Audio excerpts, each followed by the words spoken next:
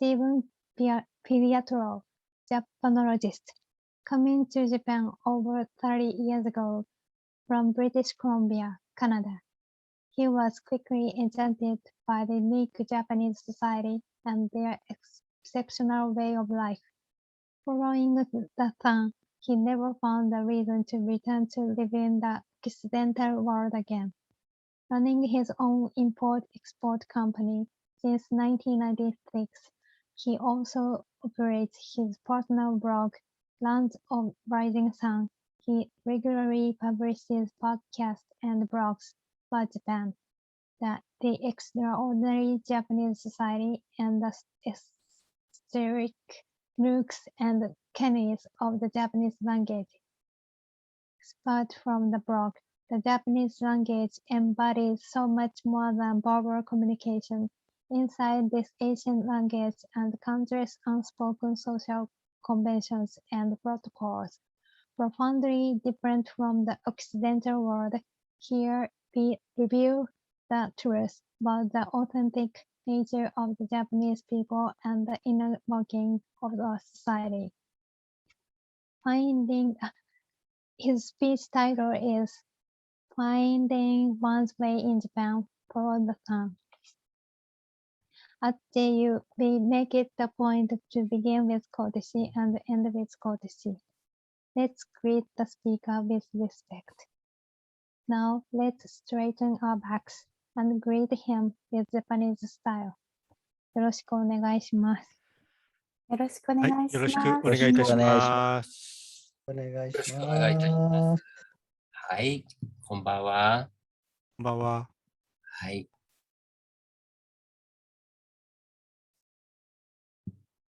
さあ、始めましょうか。Greetings, fellow travelers, and welcome to the land of the rising sun. Here's a true story about finding one's own way through peaks and valleys of life, while exploring the nooks and crannies of humanity and what it means as an Occidental Anglophone to become Japanese. Salmon Arm is a beautiful small town surrounded by pristine nature and a magnificent Shuswap Lake. Thanks my mom for the most important birthday of my life, October 24th, 1963.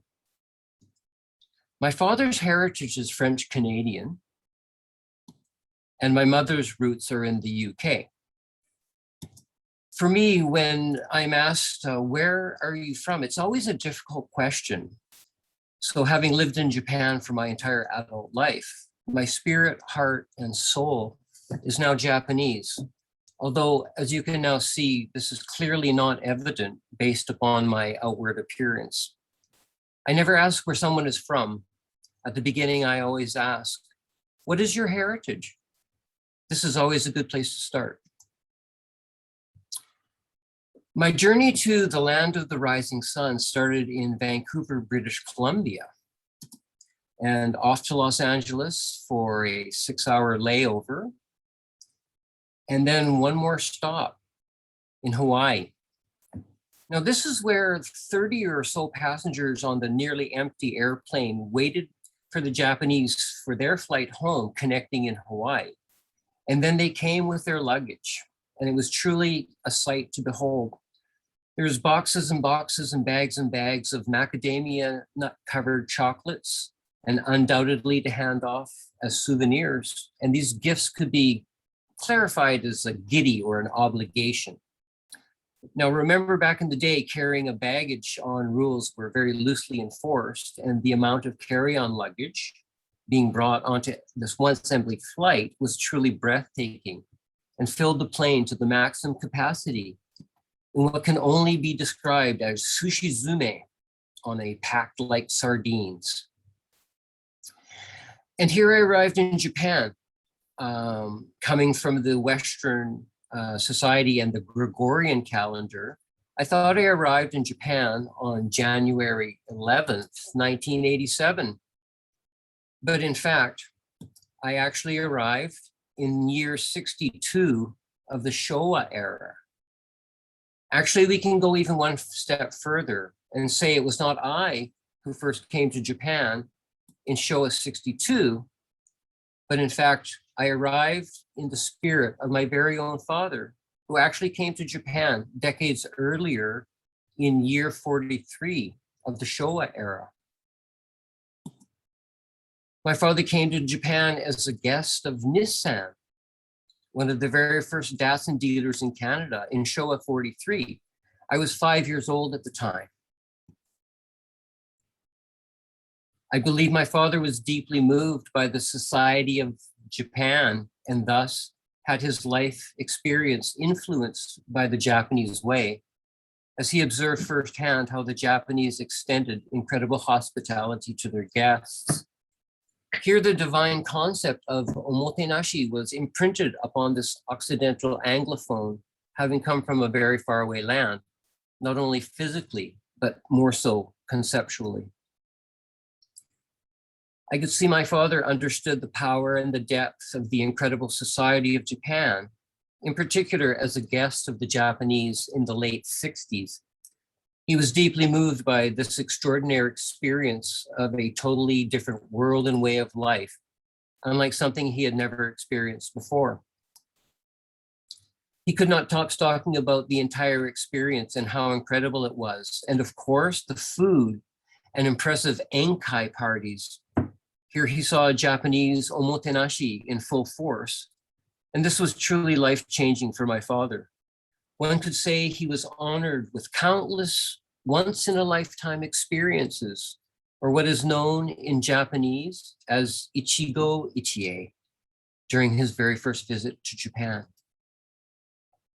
My father came back to Japan many more times and was always treated like royalty and an elder statesman by the lifelong friends and new acquaintances he made throughout his own journey in the land of the rising sun.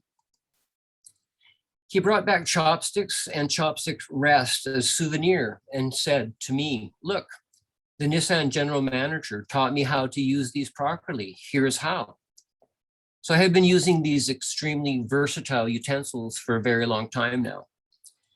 Still, even now and again, the complimentary Japanese comment on my excellent chopstick technique, to which I reply, "And your manipulation skills of a variety of utensils is also extremely extraordinary." Now, a good place to start understanding the Japanese mind is to work your chopsticks using your weak hand. So if you're right-handed, use the chopsticks with your left hand. And if you're left-handed, try using your chopsticks with your right hand. And I cannot help feel fortunate to live in a country whose food can only be described as some form of art. In particular, the three pillars and the essence of Japanese food: sashimi moriawase, or a raw variety of fish. My favorite is abalone liver.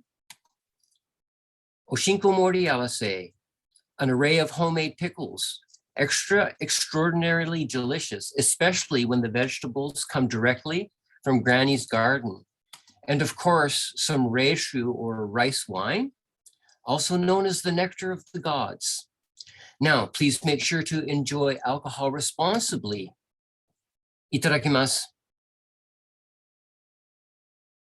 During my first cherry blossom viewing party in 1987, I had an early introduction to omotenashi. During the party, I couldn't speak Japanese at all at that time, and there was about 12 people at the party. And during the party, just as it was getting going, a lady, she stood up and she told everybody to wait. And she pointed at me and she said, "Look at him, he can't understand what's going on, and that's not fair. So we all need to speak English now in order to make him feel part of the group," which I found extremely interesting. And I was shocked that this happened at the very beginning of my journey. So this is where I learned about the, perhaps it was my first exposure to shakojire or tatemai, and it fits in the role of society to smooth our life along with a peace of mind. This kind gesture made me feel included with the group, which is an important characteristic of the Japanese, and this will never be forgotten. Now, I can recall waiting at the airport to come to Japan in 1987 and how that day came and went, just like it was the other day. And life is indeed ephemeral and fleeting, and when the day dies will come sooner or later, and one's life will have come and gone in the blink of an eye. Little did I know then that I would never return to Canada again to live.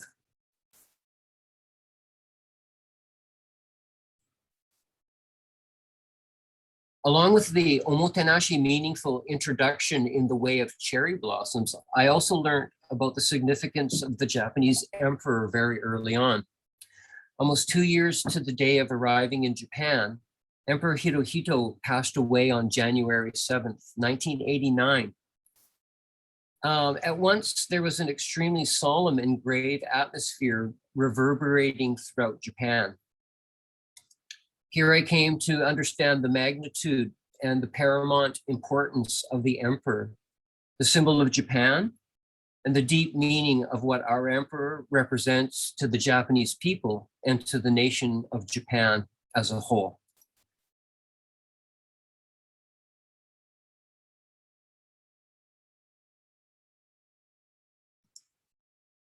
In one of the darker early times of struggle, out of the blue came a Japanese gentleman who extended his hand to help me and got me started on my way. Incredible kindness extended not only to a foreigner, but to someone who was virtually a stranger. This selfless act of kindness will never be forgotten. My father sold the car dealership and then ran a popular art gallery in Salmon Arm. So I imported Canadian art and started an art rental business. Here again, many Japanese people I had met along the way helped me with kind introductions to new clients. This is also where I learned how to import different products into Japan, a very valuable skill necessary to start my import business, which I still run to this day. Here yet another very kind and generous gentleman gave valuable tips to smooth the import process through the very murky Japanese bureaucracy. And no one said that life would be easy.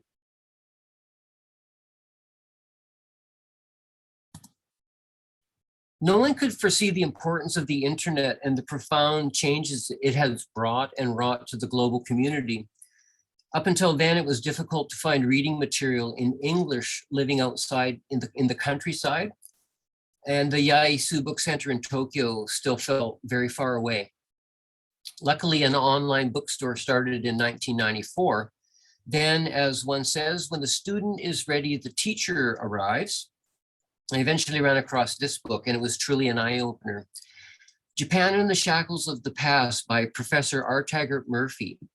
Now, digging around inside Emerita Professor Murphy recommended reading list, I was fortunate to come across the incredibly insightful book entitled Japan, An Attempt at Interpretation by Patrick Hearn, otherwise known by his Japanese name, Koizumi Yakumo. This book was published in 1904 and describes where the Japanese came from, and by extension, where the Japanese are going, even up until this very day. The book is true and resonates today as strongly as it did yesterday, answering many of the questions I had about Japanese society. Recently on the blog, I have been summarizing this seminal work. The Chrysanthemum and the Sword. Now, I did not read this important work by Miss Ruth Benedict until just a couple of years ago, and thank you, Mum, for sending it. Here as well, many of her astute observations rang true. Keep in mind, this book was published in 1946, where she had incorporated the results of her wartime research, and she had never visited Japan.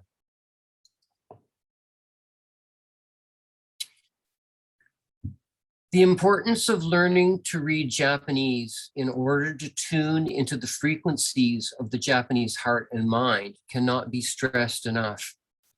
Even though reading Japanese still presents formidable challenges even now, one can truly say life would have been much different if not having realized the importance of being able to read Japanese. Better late than never.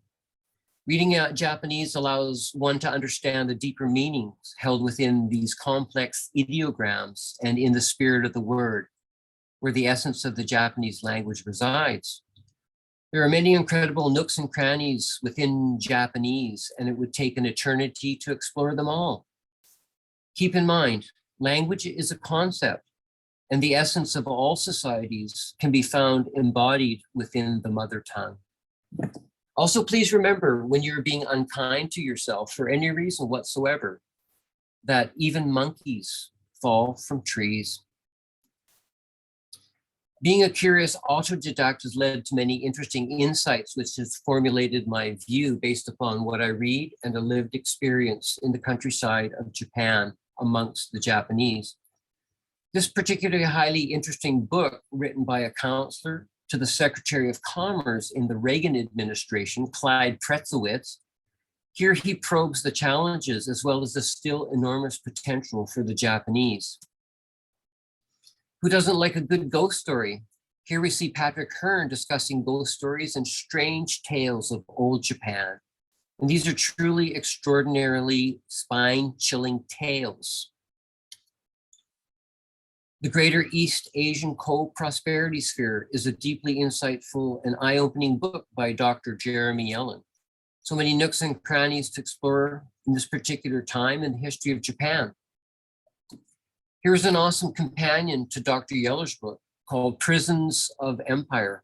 Here, Professor Sarah Kovner takes a deep dive to see the truth. Were these camps directed by a central authority? The answer to that question lies inside these spellbinding pages. Ivan Morris personally knew Yukio Mishima and translated some of his writings. The Nobility of Failure is dedicated to Mishima's memory, and you can read about the dignity and honor of those on missions that are doomed to fail. The chapter on the kamikaze pilots is particularly heart-wrenching. See for yourself. Here we have President Herbert Hoover speaking to us from the grave. In this important book, President Hoover lays bare the secret history of the Second World War and its aftermath in this magnificent magnus opus. Unexpectedly enlightening, to say the least. A true history of the United States was written by a decorated combat veteran and graduated from West Point, where he returned to teach history. Now, published in 2021, here one can read about the indigenous genocide, racial slavery, hypercapitalism, militarist imperialism, and other overlooked aspects of American exceptionalism. Isn't it amazing the truth that one can discover when the eyes open?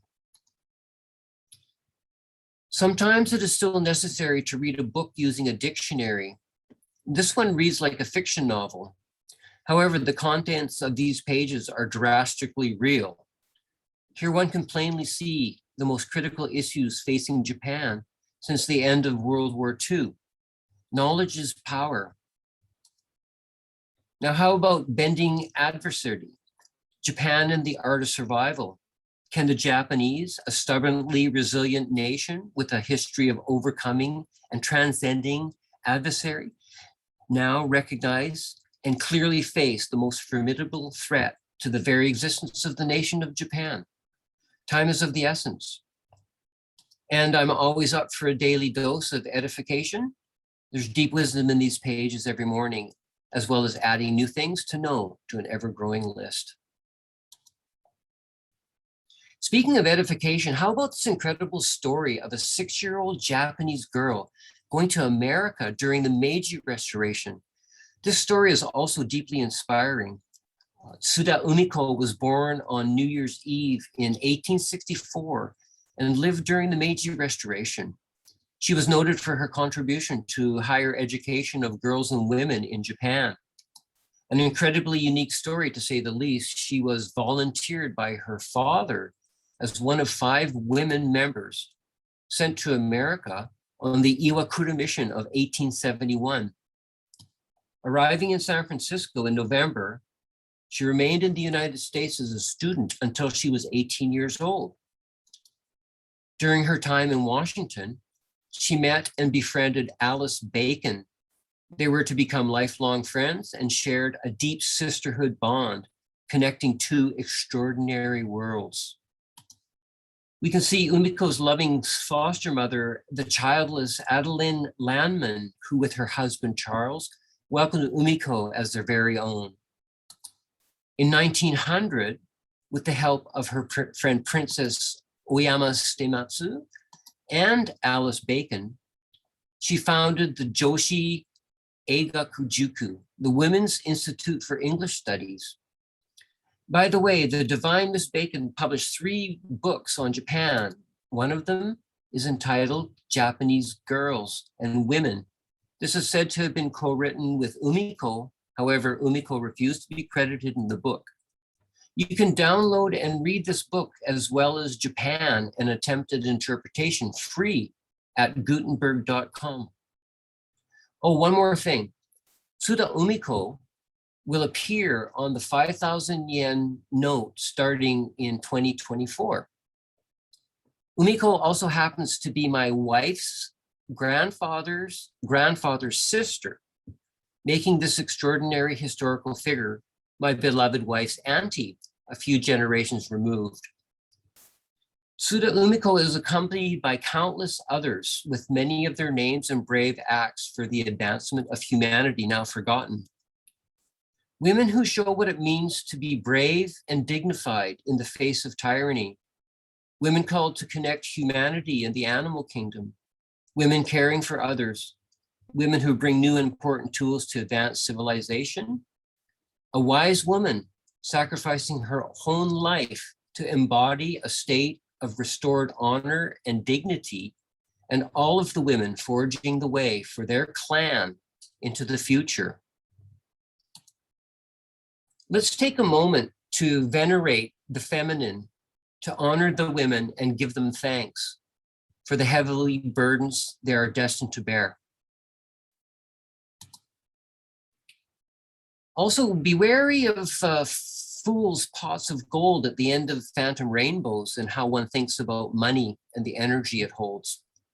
Something thought of as valuable may very well be not. Always be cautious what you wish for. You just might get it. Love holds fundamentally different meanings in each society. My first marriage produced 2 bicultural children and lasted for 23 years. Nobody said this was going to be easy. This is where one opens the mind and realizes the way is a path with no perceived beginning or end. Look deep into your own eyes, into the mirror of your heart, mind, and soul, and that is where the answer to one's own destiny lies. Perhaps the black and white rainbow with a beginning and an end is in fact a quagmire and a dead end. What is the meaning of success? One can truly never know if you are successful in the eyes of other because you will already be dead, but not quite gone in the minds of those who venerate ancestors. For the Japanese believe that after dying, one becomes a god, and the newly anointed ancestor is an eternal reflection of the body, mind, spirit, and soul. The question one must ask every day while looking into one's own mirror is, what kind of person am I today? What kind of person will I be tomorrow? And what kind of God will I become one fine day? When you ask this question every day, you will find that it guides your path as you discover your own way. Now is truly the time to look deep inside, examining one's own roots and reflecting upon one's heritage and precious life. For this embodies our common humanity, and all are connected by shared ancestry.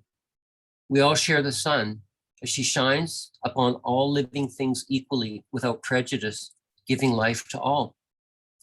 Each has a destiny, and those here today are particularly lucky to have this extraordinary opportunity to make a difference in our shared humanity. There's no time like the present. When one recognizes the truth inside, one will have found their own way, satori, or one's own personal awakening. Thank you so very much for stopping by the land of the rising sun today. I trust you found these humble observations interesting and valuable, perhaps even touched by something deeper to ponder and explore for one's own edification. By all means, please scan the QR code and visit the blog while sharing it with your family, loved ones, acquaintances, friends, and even enemies indeed. And when you do so, sun goddess Amaterasu Omikami-sama will shine her brilliant rays of life-giving light upon you, as she does upon everyone. And until we meet here again in the land of the rising sun, sayonara, sayonara.